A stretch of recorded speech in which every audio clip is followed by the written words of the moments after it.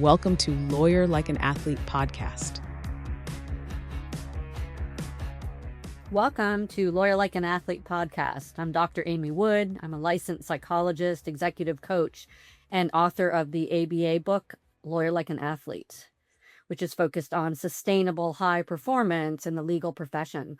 And today I'm joined by a colleague of mine, Eric Weber. He's the director of the Legal Professionals Program at Caron Treatment Centers, and he's a senior behavioral health therapist. For nearly 2 decades, Eric has worked directly with attorneys, judges, and law students facing addiction, burnout, and other challenges that can emerge from the high stress of lawyering that goes unaddressed.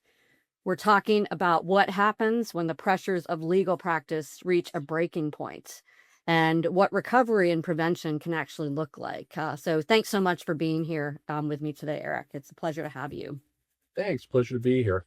So you've spent, as I said, many years working with attorneys, judges, law students, helping them get through addiction. And I just wonder, you have an actual treatment center for legal practice. Why are people in the legal profession particularly prone to addiction? That's a great question. I think we've asked that question, why do they have 3 times the alcoholism rate as the general population, which is, through various studies, what we're coming up with. And that's a real significant number. If the general population is 10 to 12% rate of alcoholism, we look at the legal profession and it's, up to 36% by some measures that are having alcohol use problems. The why. And I don't know that we have all of the reasons. I can speculate who goes to law school, who gets through law school, who passes the bar, and who moves into a legal field. That funnel narrows and narrows and narrows. And if there's something within that personality profile that is more prone to addiction, that's one thing to look at. I think the other thing is sort of the culture of the legal field. The ubiquitous nature of having alcohol, in law school, that it's, we're going to go to the spot, hang out and drink, or getting into lawyering or whatever legal field they're in. We're going to go have the bar associations always have alcohol at their functions. It's a normal part. Lots of law firms have bars in them or are next to, adjacent, or on top of bars.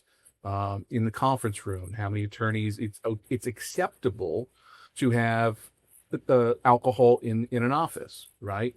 Yeah. And really a small sidebar in an office where it's normalized, right? Normalized and I would argue encouraged as well from the lawyers that I'm working with. So I think when somebody asks the why, I think those are just a couple of factors. And we take a look at, most legal professionals are going to recognize and experience a certain amount of stress. And it's not like stress isn't in other fields. Of course it is, right? But within their kind of field, people go to lawyers because they need help, and I need my lawyer to be perfect. Don't make a mistake. Yes. Right. There's a couple of people I don't want making mistakes. My surgeon, my lawyer, and my tailor. Both of them are going to help me out of a jam anyway. Right. Right. And so there's a certain pressure to be on. Right. And availability to clients need to be on, especially with the advent of the internet, the cell phone. I worked with a colleague many years ago who had been a lawyer before fax machines. He said it was the worst thing ever. He says, now I couldn't say, it hasn't come in the mail yet. Oh. He's like, fax maybe kind of is. At least it's still my secretary's desk. He pulled that line. So there's an immediacy and an availability. It's 10 o'clock at night. Are you checking your emails? Yeah. How do I unwind? Yeah. So I think all of those things, when we sort of put all of that into the salad bowl, we say these are all contributing factors to why the addiction rate for legal professionals is significantly higher than, say, the general population. Yeah. So the stakes are much higher. The whole workaholism culture is big, the drinking culture, and probably other kinds of addictions too, I would imagine. Yeah, it's interesting.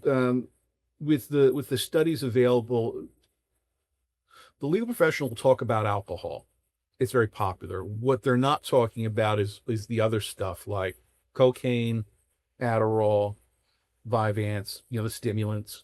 And I know anecdotally that stimulants are alive and well in law schools across the United States, as well as law firms. Just nobody's nobody wants to really talk about that, right? When we take a look at the surveys that get sent out, very small percentage of the folks who answer will answer that question. Those who do, we see that there's a problem. Anecdotally, I can tell you that in certain parts of the country, cocaine is alive and well. It's like an episode out of Miami Vice from 1985. It's just, it's there. Yes. But we're not talking about it. So what are some of the early signs that attorneys should be aware of, either in themselves or others, that maybe they're getting into dangerous territory here with some kind of an addiction that should seek help? Yeah, I mean, I think there's a couple of more obvious ones. Are you smelling something on somebody's breath? Are the pupils kind of going wonky? Is there changes in behavior than previous? This person usually was in the office by 8:39. Now they're staggering in at 10:30, sending out emails at times that they're normally wouldn't be sending out emails. Why is this person working at 1:30 in the morning when there's no pressure in this particular point to do that? That's usually indicative of somebody doing a lot of stimulants, staying up late, and having to rewrite something 7 times because it's not quite right. Stimulants do not always make you efficient, despite what some people think, right? Yeah. I think mood changes, outburst, or isolation that's change and different. If I'm an introvert and I normally stay to myself, me staying to myself isn't a problematic. If I'm normally an extrovert and really outgoing, but I start to, isolate, not share as much, those are things like, why is the behavior change happening? And all those things can be indicative of other things.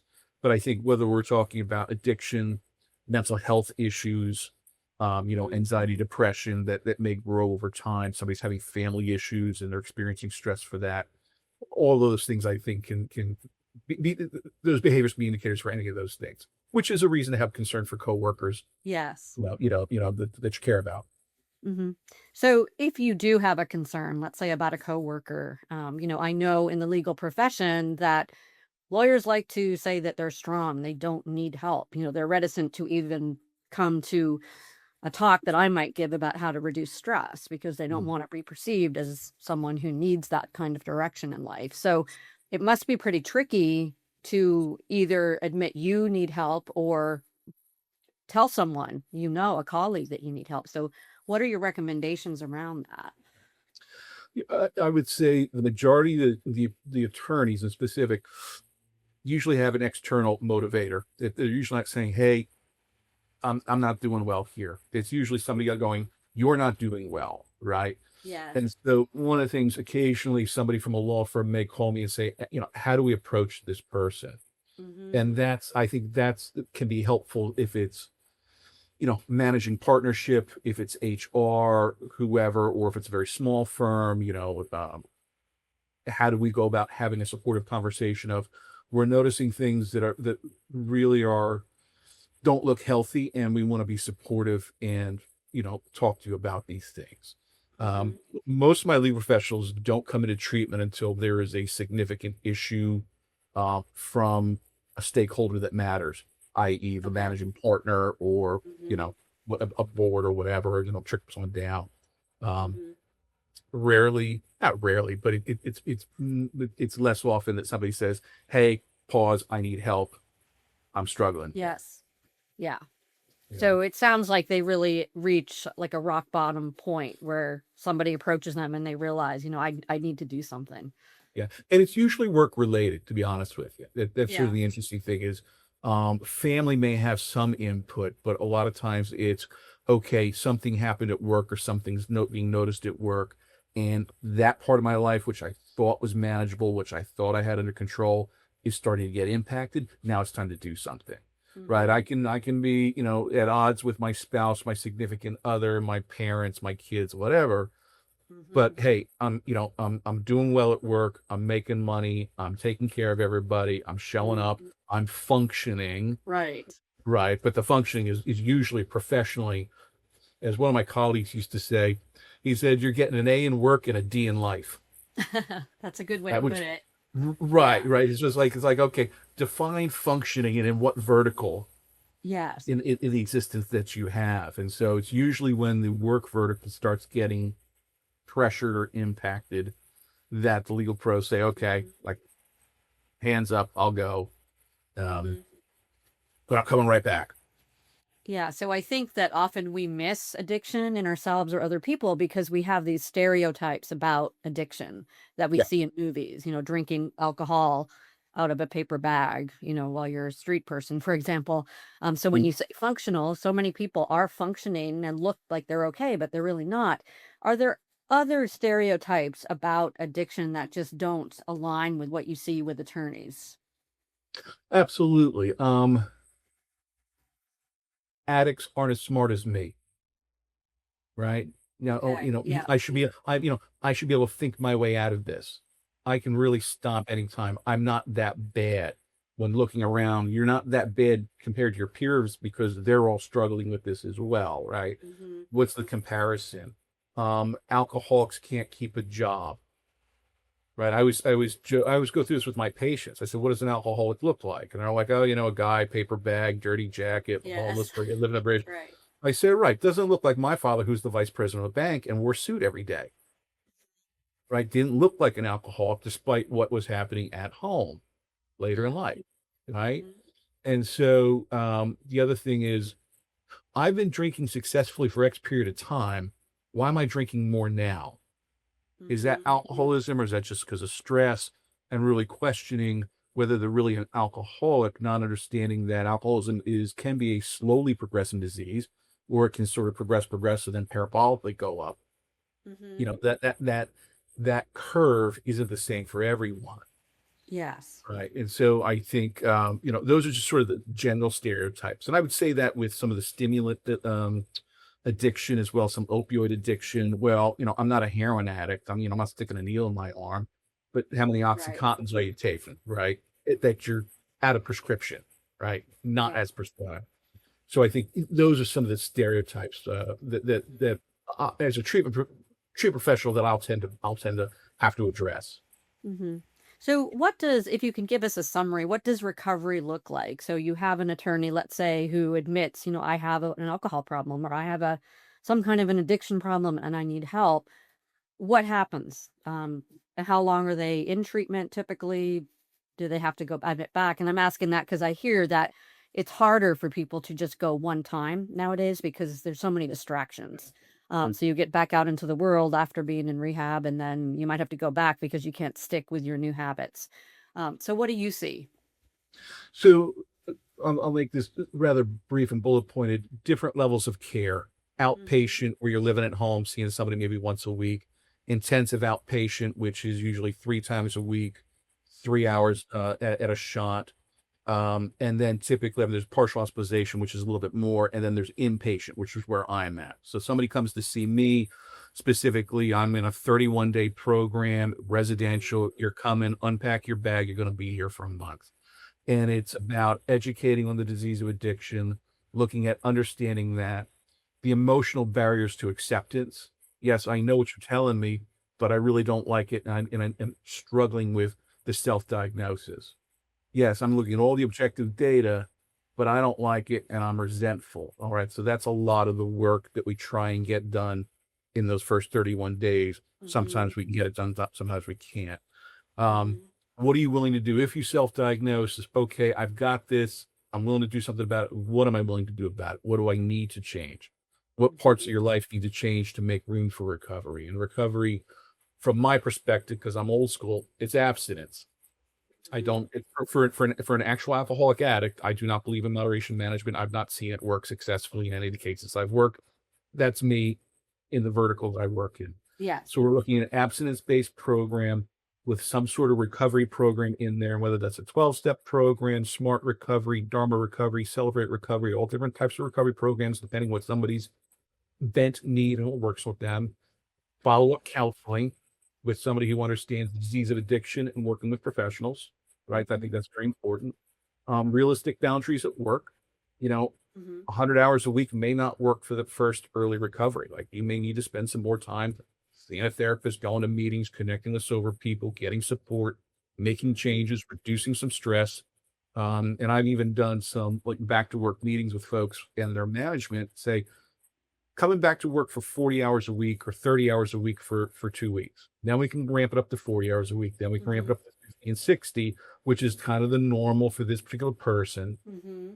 but having a realistic expectation of what it's going to take in early recovery from the law firm or whatever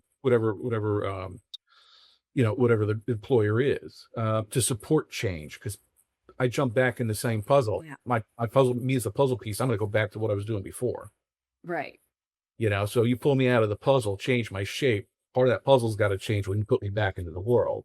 Yeah. It's a great way to describe it. The importance for, of changing your culture, whether that's family or where you work, to support you and your Yeah. sustained recovery. Yeah. And I think one of the other things that I encourage specifically with the legal profession is each state has a lawyer assistance program. And that particular program can be very helpful in the early recovery process with connecting folks with other legal professionals in recovery, looking for some meetings where they'll maybe run into some other legal pros that say, hey, how do you navigate if you're in big law or if you're in a small shop or you're a solo practitioner? All of them have unique challenges coming to treatment and then returning back home, which I think it's one of the things I do is discuss what does that transition back home look like and how do we do that most successfully. So to your point, somebody goes home, they just start trying to do everything they were doing before. There's no room for recovery. And, we have that classic relapse then. Yeah. So you've been doing this a really long time.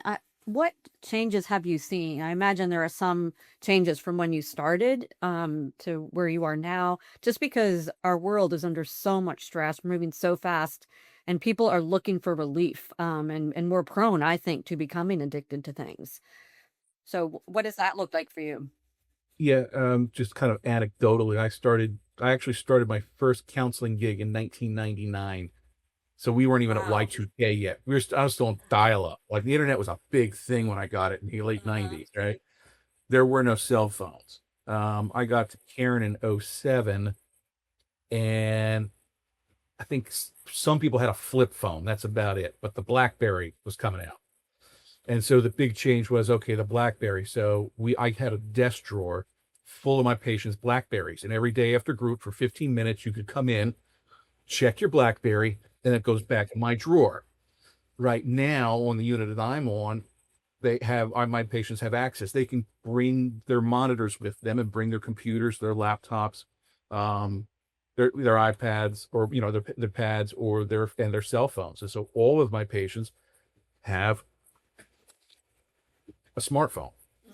So we're still connected to work, possibly, right? Still connected to the world. And so it's a much different way of managing the stresses. And it's not better or worse. It's just different. For instance, years ago, you had a phone on the unit. You got 3 15-minute phone calls per week. Families couldn't wait to hear from me to hear how their patient's doing. Mhm. On my unit now, everybody's got a phone. The family knows how they're doing. Mhm. So they're less stressed about when I'm going to call and when they get to talk to me, unless the patient's blowing them up and having a struggle, then of course they do. But that's a very different side of it. Mhm. For people, especially legal professionals, who said, I can't afford to go to treatment and disappear for 30 days. Mhm. They don't have to disappear for 30 Mhm. days. They can keep in contact with people at work. I usually recommend no direct client contact. That would be very bad. But if you want to weigh in on something and you've got the mental fortitude at this point to do it, we can talk about what does that look like. Mhm. Um, I've done that a number of times, actually sitting in on the calls just to make sure the patient's in a good space to do that. Very different landscape based on technology alone. Mhm. And just what trends have you seen just in terms of, let's say, the potency of what people are taking? Because I hear about that a lot, like with, let's say, cannabis, that it's much stronger than it used to be, and people are getting addicted to that in really intense ways. And also just in terms of what people are getting addicted to. Like another thing I've been reading about a lot is gambling addiction. It's so easy now. You don't have to go to a casino. It's all online. Um, so There's my yeah, casino. right. It's right on your phone. Right, right. And I appreciate you bringing up gambling. That's probably the thing I talk about most these days. I am certified in gambling. I'm part of the gambling track here at Karen. I just do a lot of talking on that point. The two hot topics you hit, cannabis and gambling. Mhm. Um, Cannabis is legal in half the United States at this point. Literally, I think it's 25 states where it's recreationally legal. The potency is ridiculous. When my parents were at Woodstock in 1969, that was like 2%. Yeah. THC concentration. I was in college in the early 90s. We were happy that we jacked it up to 4%. We thought we were cool. Yeah. Now I've got folks like, oh yeah, I'm eating 25-30% concentration THC. And I'm like, wow, Yeah. Wow is right.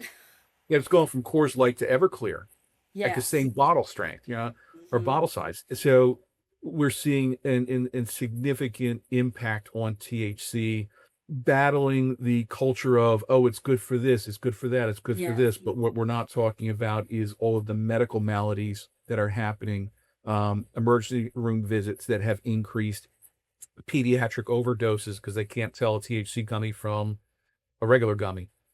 Right. So certain hospital systems where it's legalized said, yes, we've seen an increase in pediatric overdoses, traffic issues, traffic violations and accidents based on THC Mhm. use in those states. I mean, we even track these trends. So I think those, from a general standpoint, I think specifically in the legal field, what you're going to see, we know retail sales of alcohol have been declining, right? Younger generation's not drinking as much. I'm 52. I'm the back end of Generation X. We are the last of the great day drinkers. Every other generation has just sort of dropped off from the 3 martini lunch. So the new generation is noted for not drinking as much alcohol because it's considered bad for you, Mhm. but an increased use of THC, of cannabis, and it's normalized. Hey, I'm going to have a gummy and go to sleep. I'm going to smoke a little bit with my friends, and it's okay because this is what we Yeah. do. So when we take a look at the young associates coming into the law firms, they're going to be less apt to suck down 3 martinis with the management partner, but do Mhm. they keep gummies in their desk drawer? Right.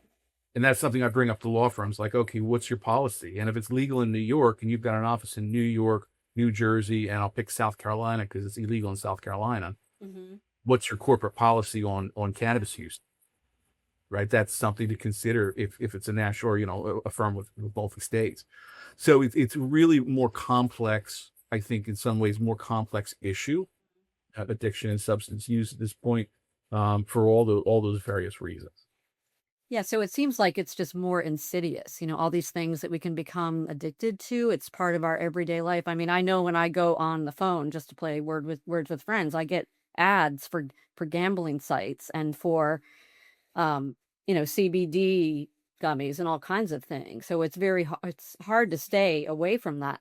So, we've talked about what happens when it gets really bad and you're addicted. So if we have listeners right now, I'm sure who are thinking, well, I dabble, I smoke pot every now and then, or I drink, when I've had a rough week. Um, how do people prevent this from escalating? And are there other things people can do to unwind and feel good that actually are healthy for them? Sure. And look, again, I work with a very narrow vertical. There is what I'll call 85% of the population that can enjoy the alcoholic beverage, that can, use some cannabis and not become addicted to it, that maybe will do a line of cocaine on New Year's, whatever your thing is. Like, I'm not interested. That's not who I'm talking about. For me, I'm talking about the folks who have a biological predisposition to addiction, catalyst event or events that their brain changes and they have cellular change that says you now need this, not just want it. Um, Part of it's also, kind of if somebody says I want to just have a healthier lifestyle, there's lots of things Mhm. that can be done. At this point, one of the biggest talking points for my patients with alcohol is the use of non-alcoholic beers. This is a big thing right now. 17 years or 19 years ago when I got to Karen, it wasn't a conversation because your NA beer just tastes like awful. I mean, you could take the varnish off a door with it. Now you've got these companies who are developing these products that taste like the product. And if you like Heineken, Mhm. I don't know, if you like Heineken 00 tastes like Heineken and it's completely alcohol free. There's no trace of alcohol. So that's an example of somebody says, I want to enjoy that, but I don't want to have the alcoholic version. You have those options. Some of it's also say, okay, let me do other healthy things. I need to unwind. Well, meditation's a big thing. Go online, get the Calm app or whatever meditation app you want, engage in that. Get a yoga class. What's the wellness partner? If you're in a big law firm, what's the wellness department offering? Right? I don't know how many conferences I go to, and it's like, okay, we've got this wellness part of the conference. Who's going to go for the hike or do this or do that? And then, you have got these companies who are developing these products that taste like the product. And if you like Heineken, Heineken 00 tastes like Heineken and it's completely alcohol free. There's no trace of alcohol. So that's an example of somebody says, I want to enjoy that, but I don't want to have the alcoholic version. You have those options. Some of it's also, kind of if somebody says, I want to So I think availing, if somebody says, look, I want to be more healthy, availing themselves of those things, exploring that can be very good. And I think, just a couple of minutes yet, if somebody's questioning if, hey, do I have a problem? I think there's two people you really need to be honest with: yourself Yes. and your healthcare professional. Mm-hmm. Right? Yourself and your Yeah. healthcare professional. Be really honest. If you're saying, I might be struggling, okay, how much do I drink? How much do I use? Am I lying about this to anybody? Am I hiding it? Mm-hmm. Do I have shame around it? Those are all questions I would ask. Then go to your healthcare professional, and whether that's your physician, psychiatrist, counselor, whatever, or make an appointment with an addiction specialist like myself to say, hey, can we just talk about this and maybe do an assessment to see if there is a problem. So that's sort of like, if you're listening, you're wondering what to do, that's what I would encourage. Yeah, that's very, very good, solid advice. And it's really about being honest with yourself, I think, more than anything, and trusting that there are many of us out there, you included, me included, and all sorts of other people who do not judge, and are easy to talk to about this sort of thing and can actually help people with it. So, Eric, as we close out today, would you just give us, let's say, one of your favorite success stories? Geez, that one of my favorite success stories. Does it have to be legal related? It can be anything. Anything. Yeah. All right. So I've got a former patient, an alum. He came to treatment in his 60s. He's now 81 years old and 17 years sober. And I occasionally get a chance to go golfing with him. And I went to dinner with him on his 81st birthday. It's like, I'm 81, I'm still sober, and I'm gonna effing die sober. All right. Can't argue with that. Great success story. Yeah. So it's never too late. I think that's a great message. Yep. And this gentleman's side note, he had been a combat vet in Vietnam and saw some of the worst stuff anybody could describe, and he still managed to get sober after 40 years of drinking it down. He was able to go get some help and still goes to the VA, still attends groups, attends AA all the time, loves it. And it's just, he put the work in and it's working for him. So I got to call him to go golfing. Yeah, it's never too late. And also, doesn't matter how bad it is, there's always hope. Yep, indeed. So thank you so much, Eric, for being here. I really appreciate it. And thanks everyone for joining us for this episode of Lawyer Like an Athlete podcast. And if you'd like to learn more about my work and my book, Lawyer Like an Athlete, just visit my website, amywoodpsyd.com. And to learn more about Eric Weber and the Legal Professionals Program at Caron Treatment Centers, visit caron.org. That's CARON.org. And if you found this conversation valuable, please subscribe, share the episode, and leave a review. Thanks again, everyone. And thanks again, Eric. Thank you. It's a pleasure to be here. Thanks for watching. Be sure to hit that like and subscribe button and leave us a review in the comments.